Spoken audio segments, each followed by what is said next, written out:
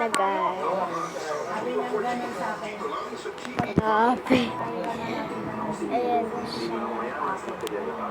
Ayan, dito yung kusina. Saan nagluluto yung masarap yung nanay ko. Ayan guys. Ayan yung rice cooker. Hindi mo na ako makakapunta. Makapagalitan ako. Ano to guys? Ito. Hindi ko lang alam kung ano.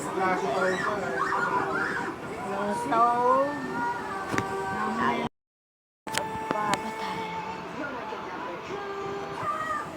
And, ayan lang, tubig, kailangan namin na kusina.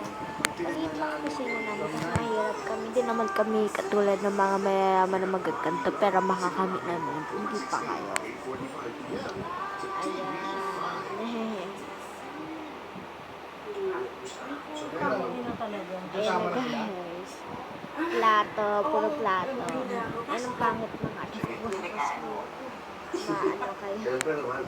Ano? Gusto ka na sa pagkaya pake?